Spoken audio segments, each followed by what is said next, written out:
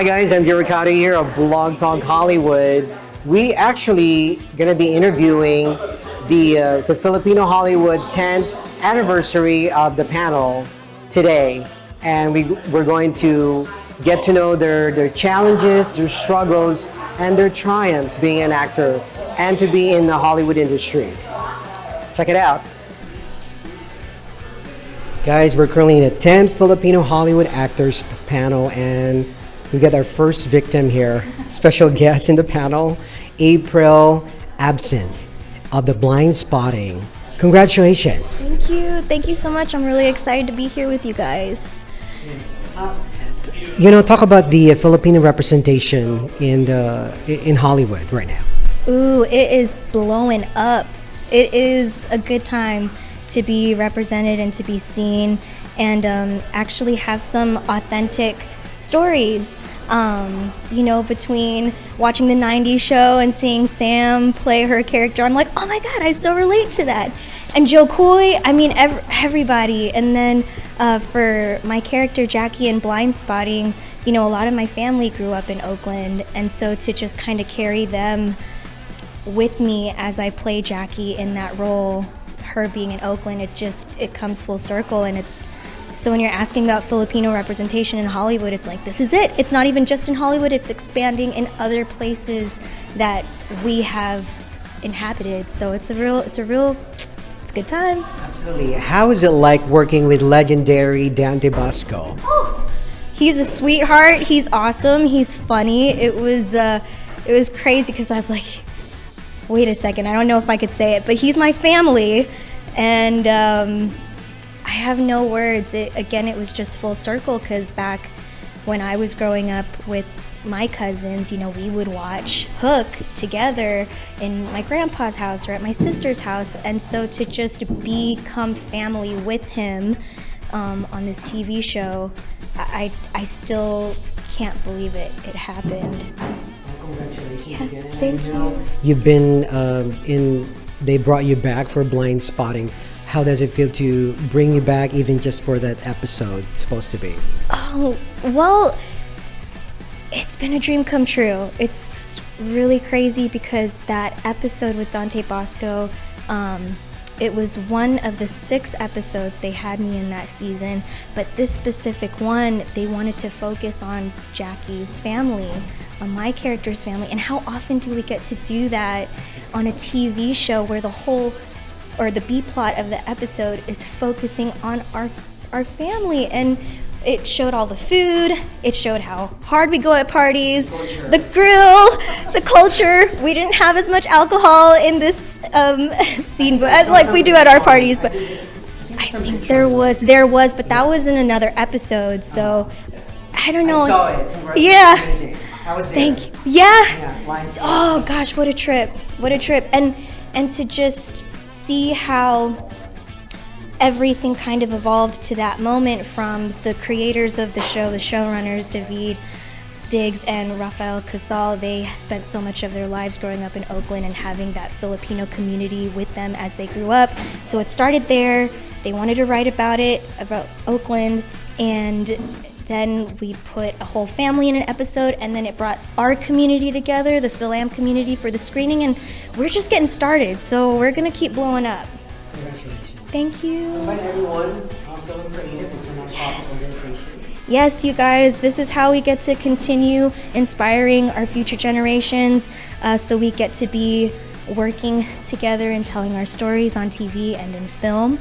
And so be a part of it. Come join us. Donate, spend your time, network. This is how we continue to live. Absolutely. Congratulations. Thank you so much. Thank you, guys.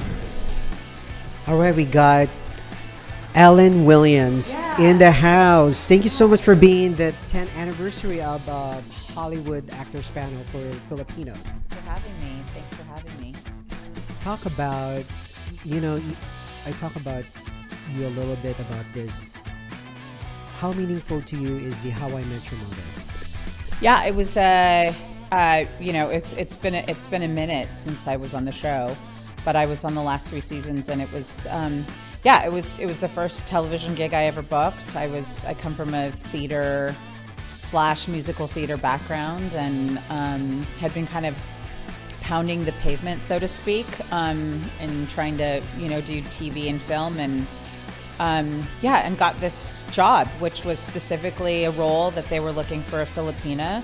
It was actually based on an actual person that I eventually met years later. But yeah, it was a co-star that turned into a recurring, and kind of got me my start in TV, yeah. And what are you doing now? Currently, not much because we're on a strike, as you know. But I am doing a play that's actually not too far from here at the Fountain called Last Summer at Bluefish Cove. It's a play that was written in the 80s. It ran 40 years ago for 2.5 years, and Jean Smart got her start from this show. The casting director for Designing Women saw her in the show.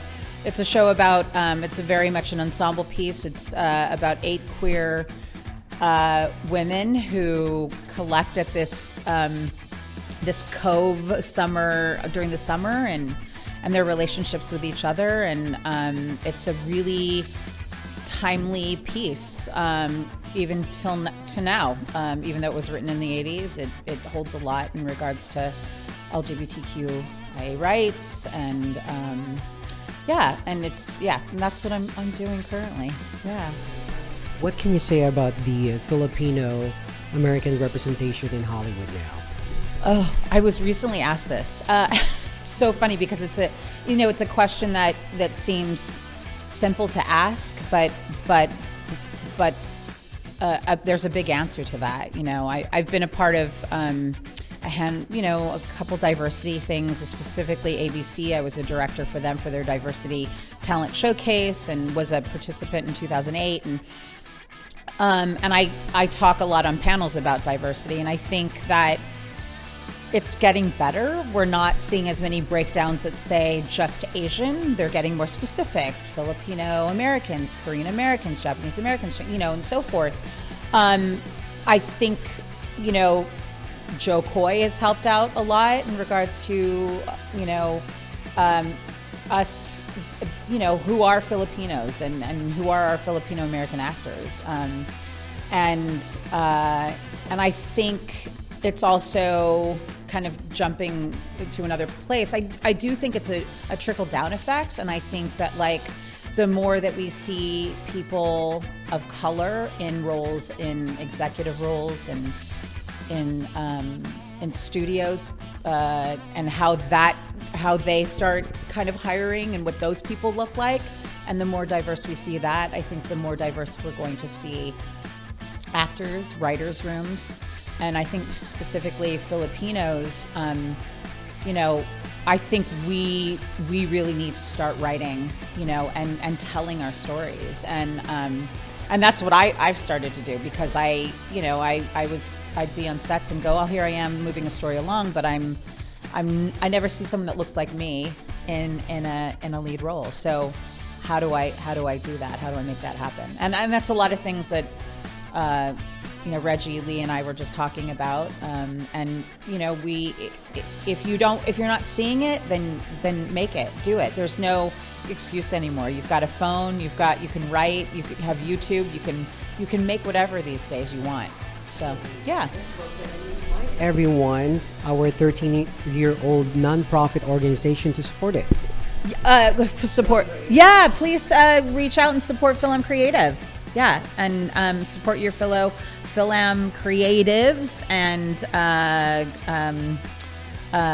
what is another word for that's it. Just support. Yeah, thank you so much.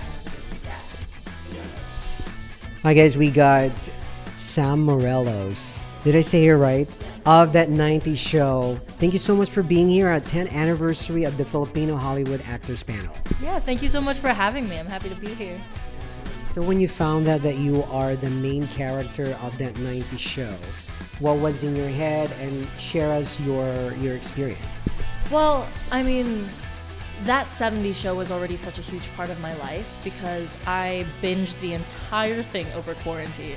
So I was already a fan. And what's cool about that 70s show and that 90s show is that it's an ensemble piece. So every single character kind of holds their own and has the same weight. And there's 6 of us.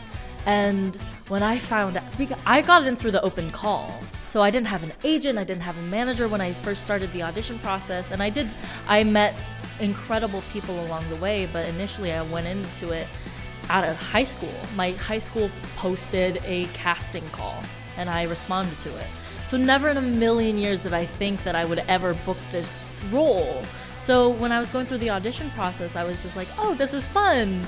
Nothing's gonna come of it though. But then when I got the call, I think I actually fell to the floor in just shock and gratitude and excitement. Also because they gave me the call on a Thursday.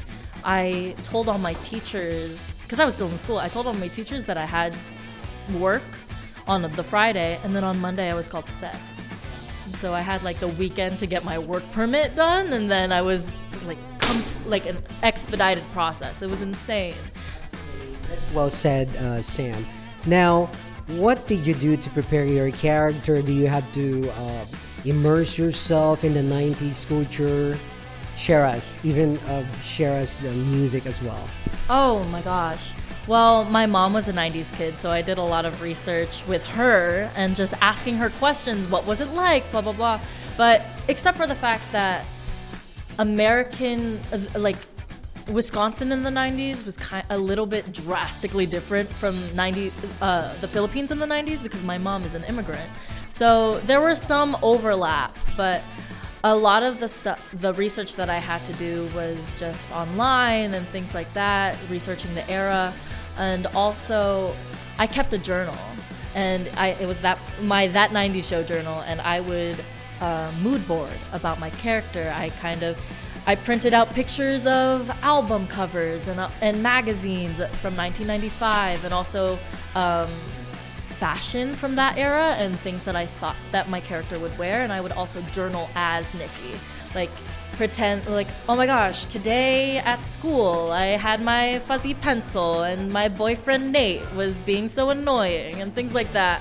And it really helped me understand her and get into her head a little more. But also doing all of that prep work allowed me to just play when I was on set and let go of all of the prep work that I did, because now I'm just in her mind and I'm just fully inhabiting her character. And also, Nikki isn't necessarily a completely different person from me. She's just an extension of myself and that's kind of how I approach all characters and all acting roles, of just not inhabiting a stranger, but just extending a part of me that is a little closer to my character. I see my character as my best friend, and I try to get to know them as well as a best friend would. That's well said, because you mentioned it. I'm a 90s kid, so I can relate. What can you say about at that time we were just beginning to have the cell phone, and it was exciting about the pager. What can you say about that? Oh my, the technology of the 90s is so different from our technology now, which was really cool, being able to be in a world without technology, because it forced people to actually connect to and actually talk to each other instead of text or FaceTime or post on social media. It's a completely different world, and not one that I'm not as familiar with, because I grew up in this digital age and I'm part of Gen Z. So the pager, I still don't really know how it works. What it does, when it's page, you call them in a payphone. Got it. Okay, but they tell you that you can put a little message on it, but not too long. Not too long. Let's say, oh, pick me up at the supermarket, and then you can call them. Oh, got it. Okay, cool. I learn new things every day. Invite everyone with our 13-year-old nonprofit organization, FilAm Creative, to support it.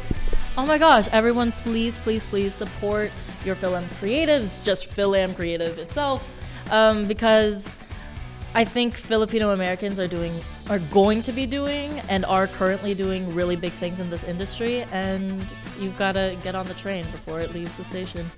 Yeah. Yeah, thank you. Guys, we got the legendary Reggie Lee in the house. Uy, ang ganda nito. I love this suit. Really? Yes. I love it. I have to find him now. I like that suit. I'm gonna connect you, Filipino designer. Okay. So now I think you come back for the panel. This is yours. Absolutely. And how do you feel that now that you're seeing all the progress of the Filipino representation in Hollywood? First of all, it's incredible. Because where I came from and the time that I started all of this was a very different time than now. So representation is great. We have much more work to do. I think that the work comes in the specificity and in the quality of the work. I think it's great that Filipinos are getting out there, and but I think for us, for me, it has always been about quality of work. So how can we get our stories out there and tell them well? I mean, listen, the Koreans have set the stage, I think, for all of this stuff with all these wonderful shows and the wonderful stories. I think for us, it's about finding that kind of humanity, because it's very different in the Philippines, right? Yung mga teleserye natin, it's a different vibe than what the series are here. It's almost tongue-in-cheek. It's a little bit extravagant. It's all of the above. But here, the content is different, and there's a wonderful authenticity and reality to what the work is now versus what is going on there. And I think the stories here that need to be told are about Filipino Americans that are really experiencing what they're experiencing, but also from a very human standpoint. So I think for that, but it is like, you have the Crazy Rich Asians. That came out and that became Joy Luck Club many years before, which is a really quality picture. Crazy Rich Asians came about, and it was this glossy thing that everyone was attracted to. And, we have many more stories other than the gloss of Hollywood to tap into. And I think that's what's next. But I love this young community that's coming up. I wish I had the opportunities that they have now. But kudos to them. I think they're the next generation that is going to be writing stuff for me when I'm a grandpa. Oh boy. Wow. Now talk about series. Now, what was it like working with Lincoln Lawyer? Lincoln Lawyer, it was interesting when, now I'm blanking on his name, but the showrunner called me and that they had offered me that particular role, and I said, well, can I read it first? I'm always like, can I read it? Because I don't know what I'm getting myself into. But I read it, and the actor spoke English and Tagalog.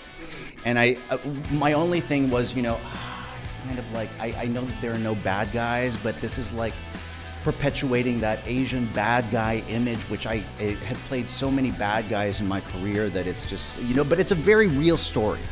So I thought, I like this. I like this character. Let me delve into this humanly. But I also said, is it possible to speak English and Tagalog without an accent? I don't want to speak English with an accent.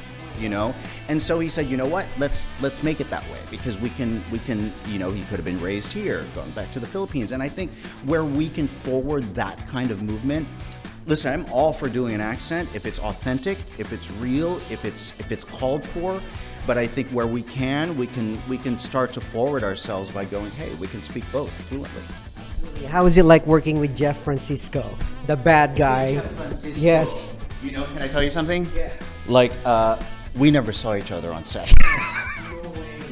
I mean, it's interesting the way Netflix is, right? The way they board their shows is, they'll shoot 2 episodes and it'll be all over the place for 2 weeks. And then the next, 2 weeks will be a chunk of 2 more episodes or whatever. And it's rare that you get to see each other.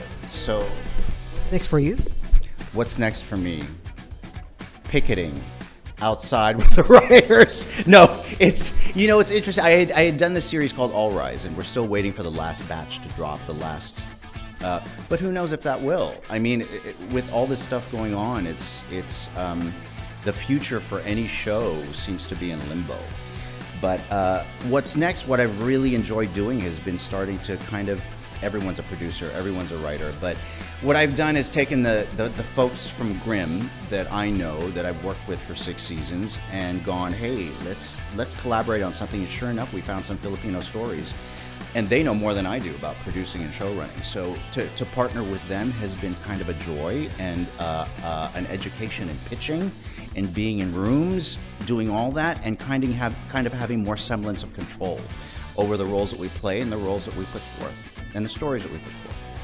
Thank you so much for being in the 10th anniversary of the Filipino Hollywood Actors Panel. Now invite everyone, our 13-year-old non-profit organization FilAm created, to support it. Oh, say it again. Oh, mga kababayan. Can I say that? Please, please, please support FilAm Creative, a wonderful organization that is getting our voices out there. I'm supporting them. These guys that are watching me are supporting them. So please come support them with us. Absolutely. You got it. We got Timothy Granaderos. Did I say it right? Of 13 Reasons Why. Yes. How you doing? Thank you so much for joining us in 10th anniversary of the Filipino Hollywood Actors Panel. Yeah. Hi, thank you. It's good to be here. Good to be here amongst all my, Filipino entertainment co-stars and peers. We're eating lumpia out in the lobby, so it's a good sign. So yeah. Yes. So can you discuss your most, I should say, meaningful role to date? Oh, yeah. The obvious is probably Monty from 13 Reasons Why. It's kind of like what projected my career. It's given me a lot of amazing opportunities, but the role itself was so layered in a lot of ways. Like, I came on the show as a recurring role, and by the end of season 4, I was a series regular, which was huge for obviously my career. But I think it's cool because you enter a storyline as just a smaller part, and through your work and the writer's work, you get to discover this whole character that's underneath the 3 pages that you were given from the original audition. So Monty had a lot of layers to him. I learned a lot about myself in the industry through that character. So probably that. I mean, every role is really meaningful in a different way. So yeah. I know you are a part Filipino. So what do you know about our Filipino culture? Food, family. We're loud, rambunctious. I mean, pansit, pandesal, obviously lumpia, as I mentioned already. But listen to this, I'm vegetarian now, so just finding ways around that. So have you gone to the Philippines yet? I have, unfortunately, only one time. It was back when I was in college. I've so many family members out there. My dad's from Zamboanga, so they have a coconut farm out there, so we got to see that, and I have family in Manila as well, so I want to go back soon. Mark my words, I'm going to go back within the next 12 months. That's the short timeline. So how is it like having 1 million followers on Instagram? Do you get a lot of, I'm sure, stranger messages? Yeah, it's interesting, right? Because when you kind of build a fan base or follower, whatever, it's like you want to be true to yourself, but you want to represent who you are. It's opportunity. It's a platform to speak on issues that you support, but also, it's really about being organic to who I am. So thank you for everyone who has followed me along the journey and stuck around long enough to see what's next. Yeah. Absolutely. And it's really nice and rare opportunity that many Hollywood actors rarely mention their ethnicity. Yeah. And you are proud to be part Filipino. Yeah, of course. So it's interesting, right? Because in an industry where we're, I obviously look more Caucasian. People assume I'm Caucasian, and a lot of roles are ambiguously ethnic, which is what I end up playing a lot. I think we're in a very important time where there are more stories that support, all our independent and unique stories, really. So I think it's a cool time to be able to share that with this industry and kind of let everyone know I'm half Filipino. What is your dream role, Timothy? Half Filipinos. I was gonna say villain because I always play the villain. Half Filipino. A superhero or something. I don't know. I just want to work, to be honest. That's good. Yeah. And I know, invite everyone. We are 13 years old, nonprofit organization, FilAm Creative. Invite everyone to join us. Yeah, come on out. 13 years, these guys are doing amazing things. Lifting up Filipino American stories, and also they just eat, party, and have fun. Yeah, nonprofit. It's amazing. Everyone's here by choice, and this is gonna be fun. Congratulations. Looking forward to all your amazing projects. Thank you so much. Thank you for having me. All right, guys. I don't know. This is my third interview, and it's my first time to meet Kian, talented Kian, talent of NCIS Hawaii. How are you doing? Doing great. Excited to be here with a bunch of talented Filipino actors. So, yeah. Yeah, it's surreal. I'm seeing now in person. I know. Like our first interview was like 2 years ago. Yeah, crazy. Yeah.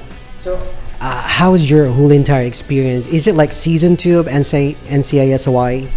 Yeah, we wrapped up season 2. We're on hold right now for season 3. Hopefully by September, we'll start shooting again. But yeah, who knows?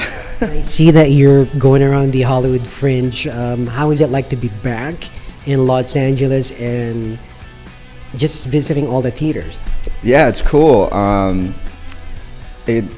It's really cool to see like the community here, the Filipino community and the Asian community supporting each other in like entertainment, which is like something I wasn't really used to in New York. So it's kind of cool to be here and be like involved in all that. Well, there's over 1.6 million in the whole entire California. In Southern alone is like over 1 million. Yeah, crazy. That's crazy. Absolutely. So now you have the opportunity, since currently you're on break, any opportunity collaboration for indie films? I know because you love that. Yes.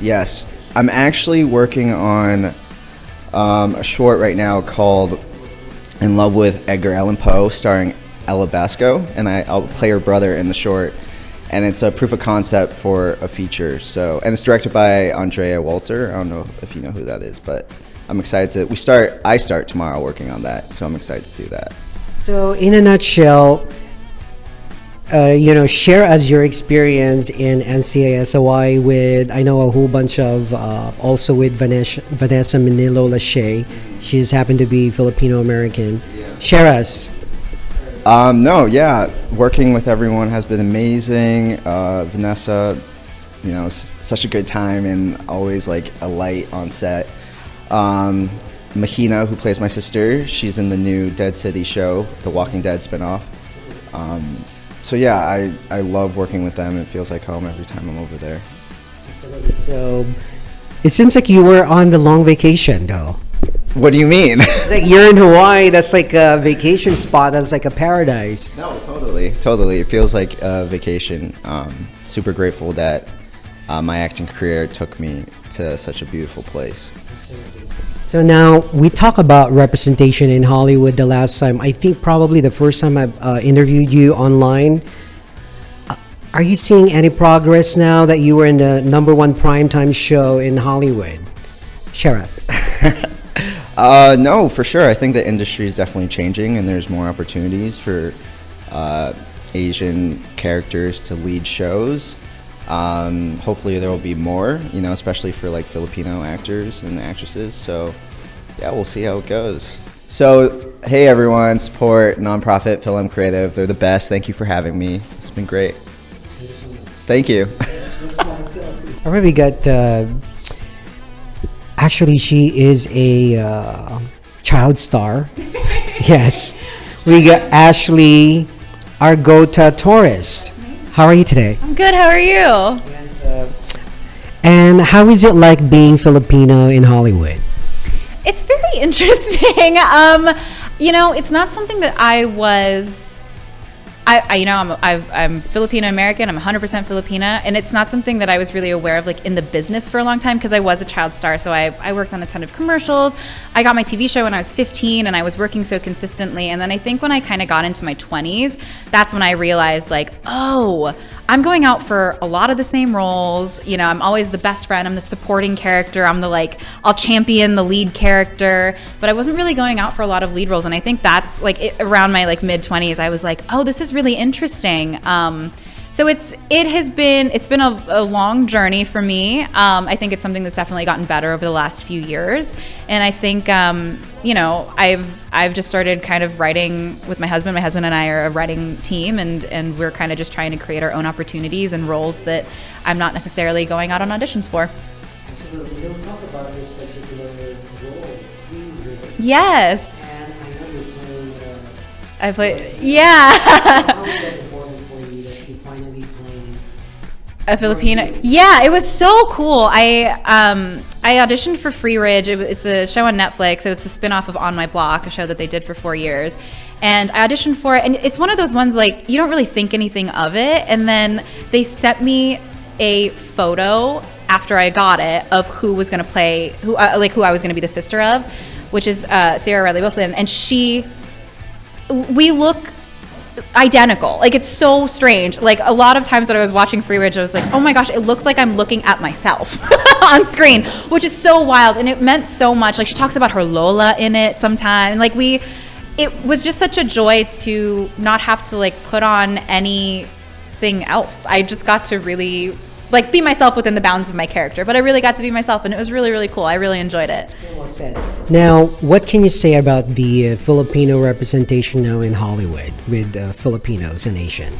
I think it's definitely gotten better in Hollywood, especially over the past few years. We were just kind of talking about this outside with everybody. Just over the past few years, we have started seeing more casting breakdowns that say specifically, like, we're looking for a Filipino person to play this role. And it's such a joy. Like, it's something that we didn't see for so long. I mean, even when I got my TV show, I know that they were looking for diversity in that role, but they weren't looking specifically for a Filipino person. So to now see that coming up in casting notices is really, really touching. My husband and I wrote a story. It's based on how I grew up, but it's a story about a Filipino family, and it's something where like we want the people who play my family to be authentically Filipino, and I can't wait to put that casting breakdown out and like say, hi, I'm looking for like a Filipino person to play this role. It brings me a lot of joy that things are getting better. It's not perfect yet, but I think we've made a lot of progress in the right direction. Yeah.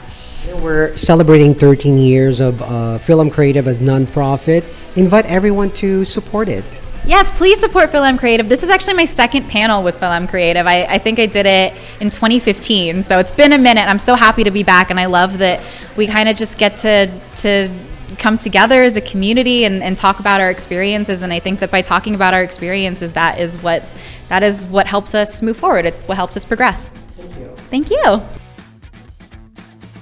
Thank you guys for joining me for the Filipino Hollywood 10th Anniversary Actors Panel and Producers Panel. Until next time, I'm your host, MJ Licani, and you're watching Blogtalk Hollywood.